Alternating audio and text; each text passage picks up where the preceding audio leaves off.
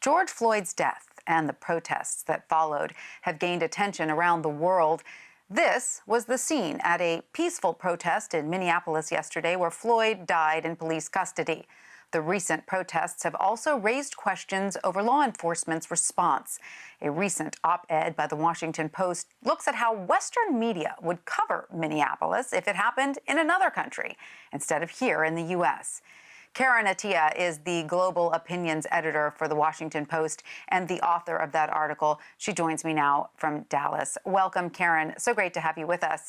So how would Western media cover these protests if they were happening in another country? And how would that differ significantly from how it's being covered now?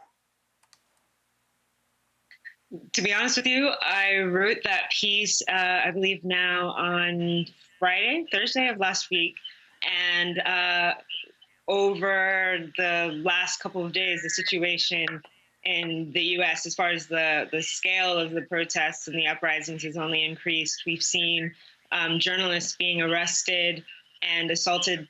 10,000, I believe, is the number of people who've been arrested. And I think for me, when I wrote the piece, I was just, at the very least, looking at the language we would be using if we were to describe this in another country. I mean, we'd be talking about ethnic violence. We'd be talking about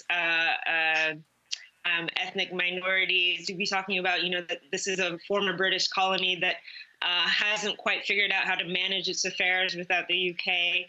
And I think in my piece, I wrote with the conceit that the international community is watching and doesn't really know what to do other than try, individual citizens around the world trying to figure out how to raise money for us so that they can get us coronavirus tests so that they can offer asylum to Black people who are under threat from police brutality.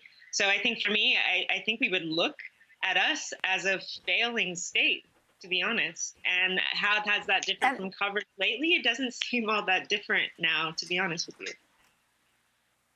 And then what is the takeaway then for us, looking at it that way, the disconnect between how we might report on unrest in another country versus how we report on it in our own? What's the lesson in that? I mean, I think at the very least, I would hope that it allows for a certain level of humility. I think very often, and I've been a foreign correspondent before, and we often look at ourselves as we are the center and everybody's the rest, and we tend to magnify the problems in other countries. And it's to just realize that we've had some long-standing inequalities, tensions, conflicts, and political inefficiencies in our system for a long time. So at the very least, I think I was just hoping for people to stop and think. And at the very least, we can go from there to figure out how to fix the sort of multitude of crises that we're facing right now.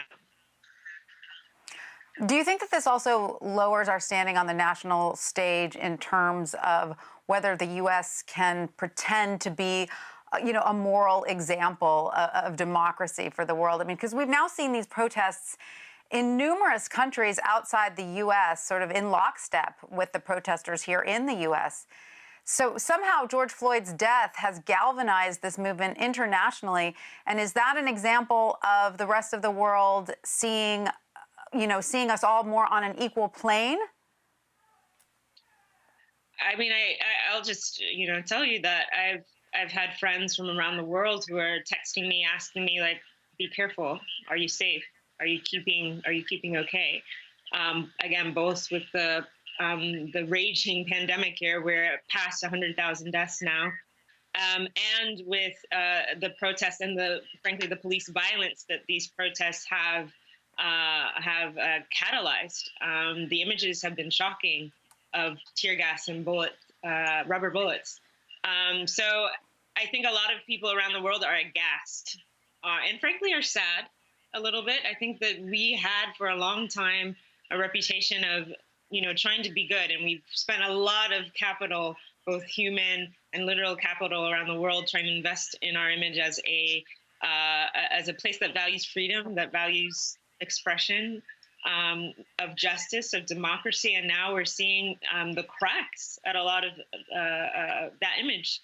And so I I think now is a moment. It's a total PR reset. Yeah, if I could put it that way for us. Yeah, no, I understand exactly what you're saying. You have another op-ed about Blackout Tuesday this week, when people shared that black square on social media. And you write that it was a, quote, a case study in how performative solidarity goes awry. Can you explain that? Sure. So basically, and again, just to speak to this moment that we're in, we've had all of these deaths and issues of police brutality and Black Lives Matter since 2014 or so. But this moment feels different. This moment feels like there are a lot of white and non-Black allies that are like, wow, we get it. What can we do? We feel like we need to do something. You see that the crowds out there are more diverse. So I think this kind of a row came about of people wanting to show solidarity and show support, but where it went a bit left, a bit haywire, was that the posting of those black tiles with the hashtag Black Lives Matter actually drowned out the resources that Black Lives Matter's activists have been using to share support, to share resources, and it effectively throttled that. And so a lot of us, a lot of Black folk had to spend a lot of time trying to tell people, hey, the better thing to do is to use your platforms to highlight these issues, to speak out, not to literally and visually go black, go silent. So it kind of went left. And for me, as I wrote in the piece, the ultimate sort of symbol that this kind of cause, this day got hijacked, was, of course, the Washington football team, which has a name that many people consider extremely offensive to Native Americans, also jumped on the trend with hashtag Blackout Tuesday. And at that point, that's when you know, maybe this wasn't quite the protest that you thought it was. All right. Well, Karen, Attiah, thank you so much for joining us. It's great to have you with us. Thank you so much.